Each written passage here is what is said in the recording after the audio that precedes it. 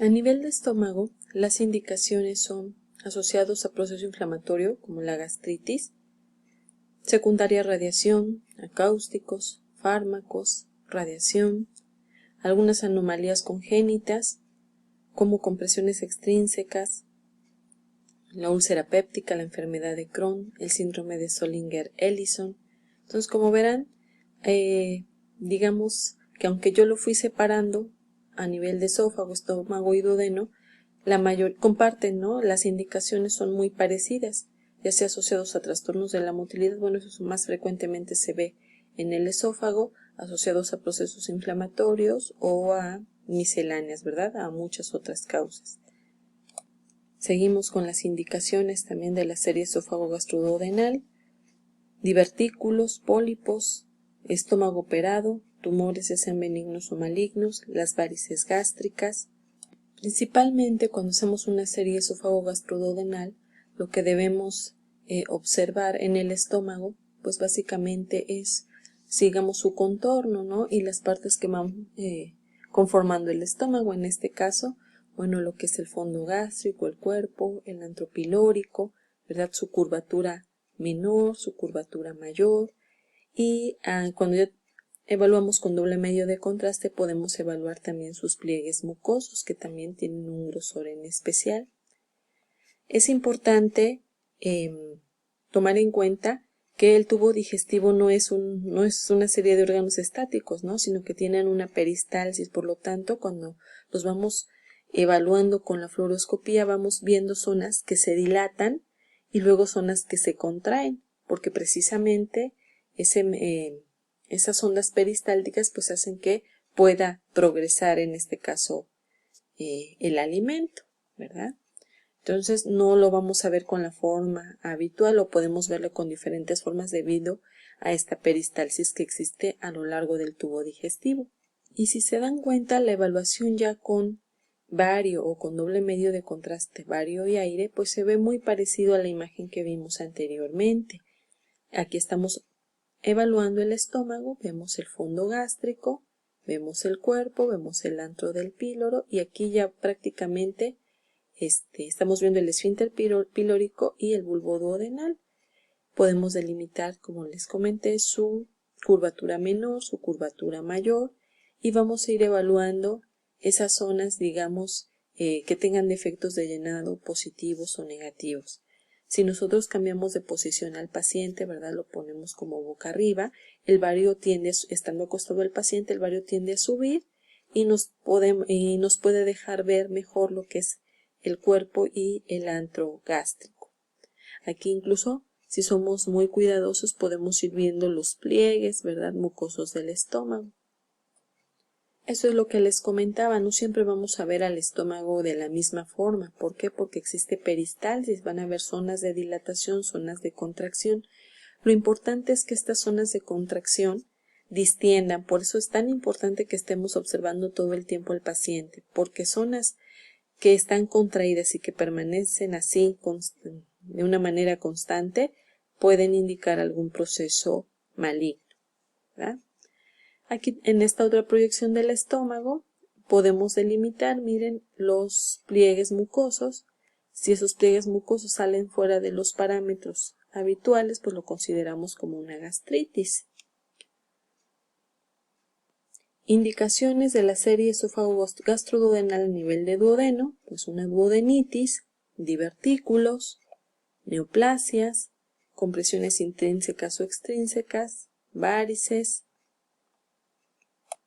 En este esquema pues podemos ver los diferentes segmentos duodenales, ¿verdad? Todo eso se le conoce como arcada duodenal.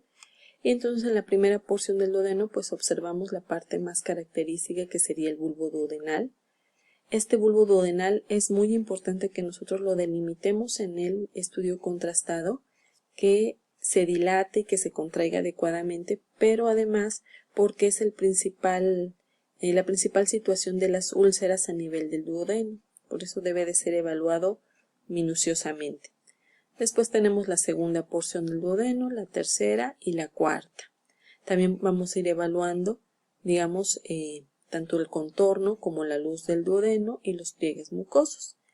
Aquí estamos viendo ya digamos, un duodeno con vario. Esto es un duodeno anormal.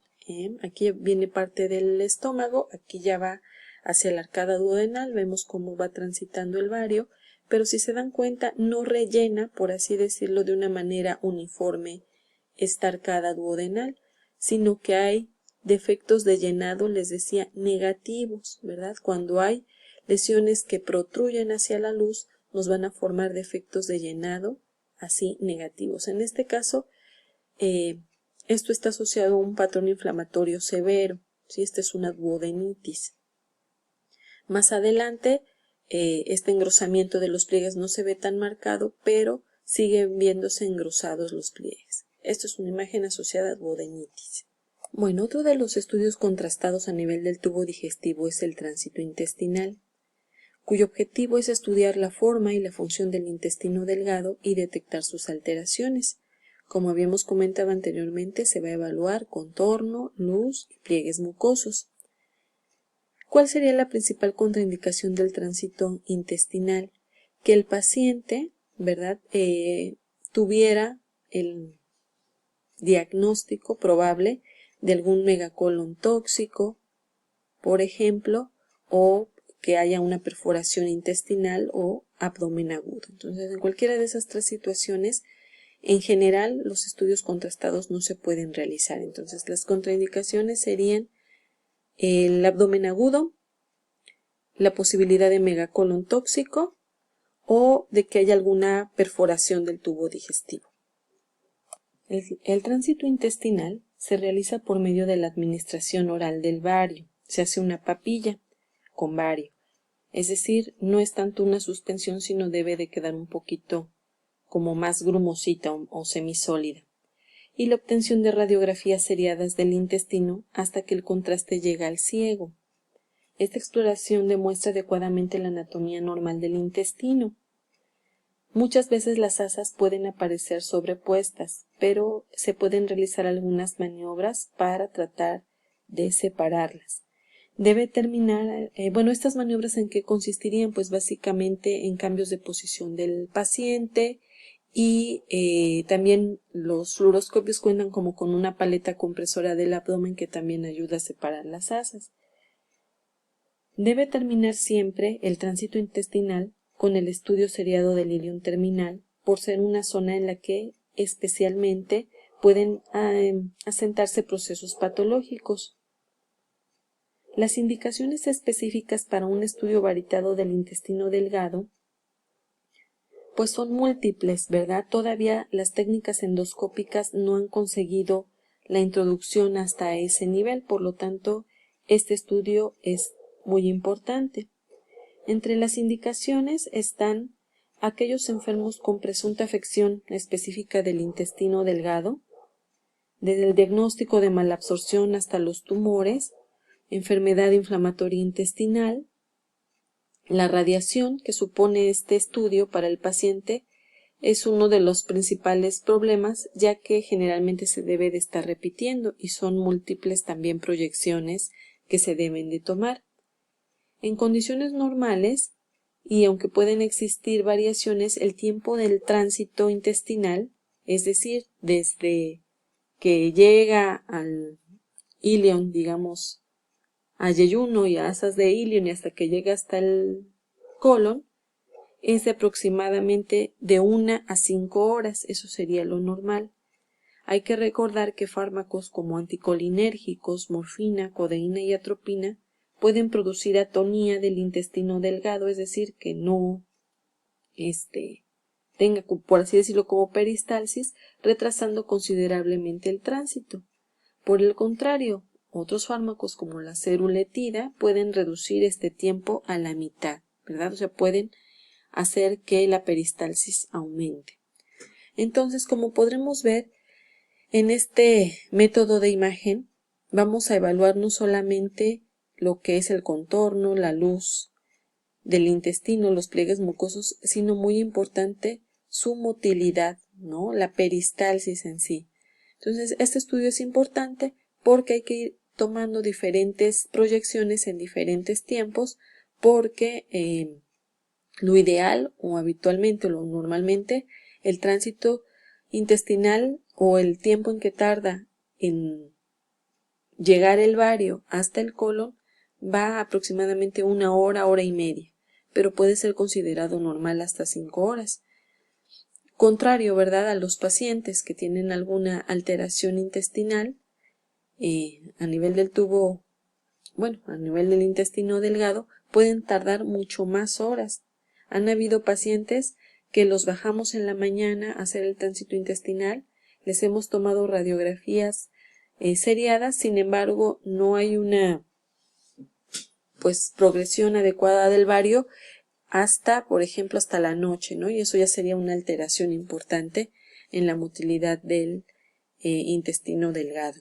La preparación del paciente es muy similar a la serie esófago-gastroduodenal, es decir, el paciente debe cumplir con ayuno de 8 horas y haber suspendido los antiespasmódicos 24 horas antes para que no intervenga o no altere lo que es la peristalsis del intestino delgado.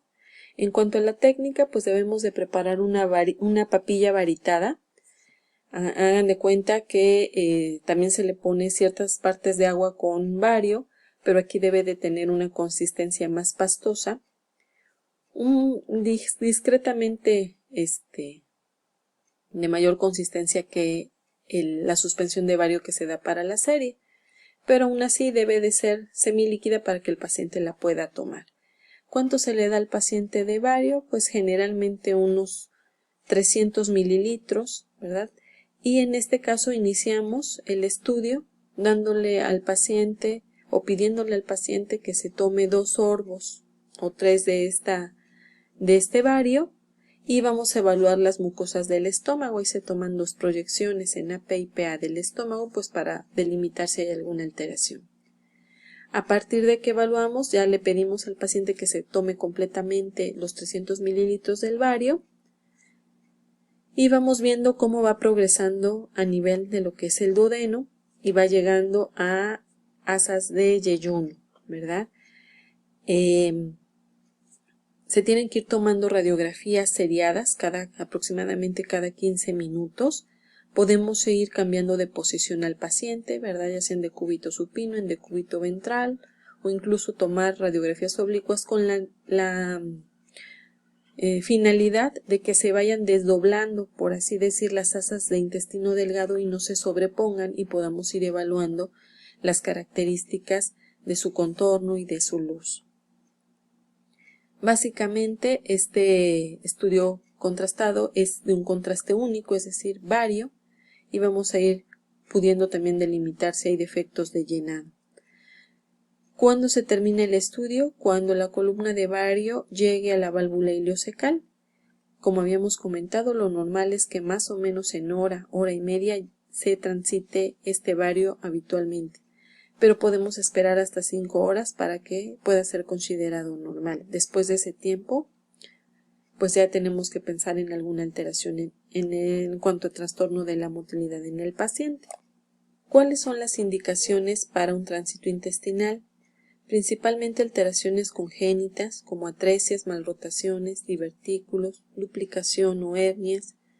Para el síndrome de malabsorción, que es de los principales diagnósticos por los que se manda este estudio, debido a obstrucción, estrangulación de algún asa intestinal.